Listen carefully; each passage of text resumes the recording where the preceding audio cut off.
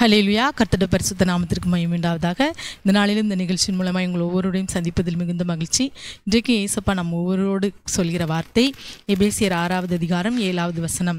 அடிமையானவனாலும் ஆனவன் ஆனாலும் சுயாதீனம் உள்ளவன் ஆனாலும் அவனவன் செய்கிற நன்மையின்படியே கர்த்தரிடத்தில் பலனை அடைவான் என்று அறிந்து. ஆமென். இன்றைக்கு அருமையான தேவனுடைய பிள்ளைகளே, நீங்கள் எதிர்பார்த்திருக்கிற நன்மையை கர்த்தரிடத்திலிருந்து பெறணும்னா நீங்கள் யாராக இருந்தாலும், ஒரு அடிமையை போல இருந்தாலும், ஒரு சுயாதீனம் உள்ளவனை போல இருந்தாலும், யாராக இருந்தாலும், அடிமைனா ஒரு வேலைக்காரன் போல, சுயாதீனம் உள்ளவன்னா ஒரு முதலாளி, ஒரு எஜமானை போல, நீங்கள் எந்த சூழ்நிலையில் எந்த ஒரு கேட்டகரியில் நீங்கள் இருந்தாலும் நீங்கள் கட்டாயம் கர்த்தரிடத்திலிருந்து எதிர்பார்க்கும் நன்மையை, பலனை கட்டாயம் பெற முடியும். கர்த்தரிடத்திலிருந்து பலனை நீங்கள் பெறணும்னா அதற்கு செய்ய வேண்டியது நாம் என்ன செய்யணுமா?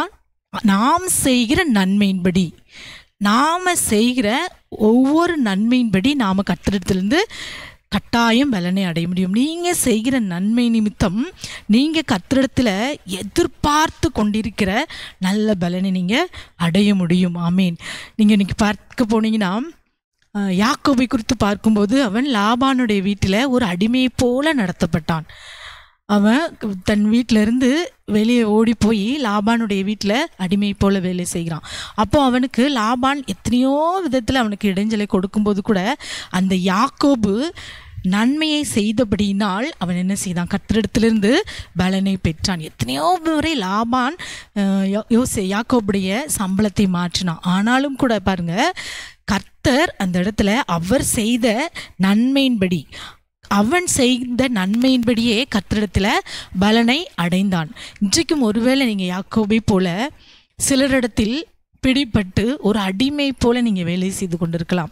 நீங்கள் அடிமைத்தனத்தில் இருந்தால் கூட நீங்கள் நன்மை செய்தீர்கள் என்றால் கர்த்தரிடத்திலிருந்து கட்டாயம் நல்ல பலனை பெற்றுக்கொள்ள முடியும். யாக்கோபை பாருங்கள், பெரிய அளவில் உயர்த்தினார். அவனுடைய முதலாளியை விட பெரிய அளவில் உயர்த்தினார். பாருங்கள், நீங்களும் இன்றைக்கு கர்த்தருக்கு பிரியமாய் நீங்கள் வாழ்வீங்கன்னா, நீங்கள் எங்கே வேலை பார்க்குறீங்களோ அந்த அதிகாரியை விட அதிகாரிக்கும் மேலாய் நீங்கள் நன்மை செய்தால் அவர் உங்களை உயர்த்த வல்லவராக இருக்கிறார். அதே போல் யோசேப்பு பாருங்க, போத்திபாருடைய வீட்டில் ஒரு அடிமை போல நடத்தப்பட்டான். அவனுடைய மனைவினால் எத்தனையோ பிரச்சனைகள் வந்தது. ஆனாலும் அவன் என்ன செய்தான்? நன்மை மாத்திரம் செய்தான். அவன் செய்த நன்மையின்படி கர்த்தரிடத்தில் பலனை அடைந்தான். நாம செய்கிற நன்மையின்படி தான் நாம் என்ன செய்ய முடியும்? பலனை அடைந்து கொள்ள முடியும். யோசேப்பு அந்த தேசத்திலே பார்வோனை விட பெரிய அளவில் உயர்த்தப்பட்டான். நீங்களும் இன்றைக்கு கூட யாரோடைய கரத்தில் ஒரு அடிமை போல இருக்கீங்களா?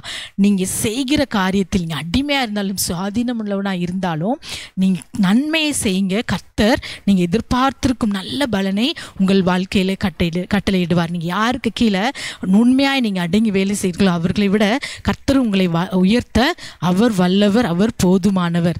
அவராலே முடியும். அவராலே செய்ய முடியாத காரியம் ஒன்றுமே இல்லை. ஆனால் நம்ம என்ன செய்ய வேண்டியதெல்லாம் அவரை நாம் என்ன செய்யணும்? நன்மை செய்யணும்.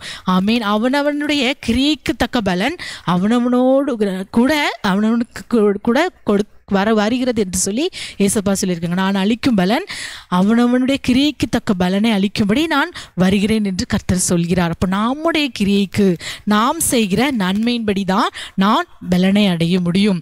இன்னைக்கு நிறைய பேர் எங்கள் அம்மா அப்பா ஏசப்பாவை தேடுறாங்க, அவங்க நல்லது செய்தாங்க, அதன் மூலம் நான் நல்லா இருப்பேன். இல்லை என் மனைவி ஏசப்பாவுக்கு பிரியமாக இருக்கு, அதனால நான் நல்லா இருப்பேன். இல்லவே இல்லை. இந்த வசனம் சொல்லிட்டு பாருங்க, அவன் செய்கிற நன்மையின்படியே கர்த்தரிடத்தில் பலன் அடைவான். நீங்க செய்கிற நன்மையினால் உங்களுக்கு பலன். ஆமீன். நம்ம வயிறு நிறையணும்னா நம்ம தான் சாப்பிடணும். அப்போ நாம செய்கிற நன்மையின்படி, நீங்க செய்கிற நன்மையின்படி கர்த்தர் இந்த நாளில் கட்டாயம் உங்களுக்கு ஒரு நல்ல பலனை, நீங்க எதிர்பார்த்திருக்கிற பலனை அவர் உங்களுக்கு கட்டளையிடுவார். நீங்க உண்மையாய் நன்மையை மாத்திரம் செய்யுங்க. நன்மை செய்தால் மேன்மையிலே என்று சொல்லி வேதம் சொல்கிறது. நன்மை செய்கிறவர்களுக்கு எல்லா பலனும் அவரோடு கூட வருமாகவே. கண்களை மூடி ஜெபிக்கலாமா? அப்பாவுமே நாங்கள் நன்றியோடு ஸ்தோத்திரிக்கிறோம். இந்த நல்ல வேலையிலும் கூட கர்த்தாவே நீர் கொடுத்த நல்ல வேலைக்காக, நல்ல வார்த்தைக்காக ஸ்தோத்திரப்பா. இயேசுவே உம்மை துதிக்கிறோம். அடிமையானவன் ஆனாலும் சுயாதீனம் உள்ளவன் ஆனாலும் அவன் செய்கிற நன்மையின்படி நீ பலனை உம்மிடத்திலிருந்து பெற்றுக்கொள்ள முடியும் என்று பார்க்கிறோம் தகப்பனே. அப்பா, இந்த வேளையில் எதிர்பார்த்திருக்கிற சில காரியத்தில் நல்ல பலனை பெற்றுக்கொள்ளும்படி இந்த வேளையில் அப்பா உம்மை சார்ந்து உமக்கு பிரியமாய் நன்மையான காரியங்களை செய்ய இந்த நாளில் கிருபை செய்யுங்க. ஜெபிக்கிற ஒவ்வொரு பிள்ளைகளுக்கும் அந்த பக்குவத்தை கொடுத்து ஆசீர்வதியும் பலப்படுத்தும், சாட்சியாய் நிறுத்தும். சகல துதி கன மகிமை உமக்கே செலுத்துகிறோம். இயேசுவின் நாமத்தில் ஜெபிக்கிறோம் எங்கள் நல்ல பிதாவே. ஆமேன், ஆமேன்.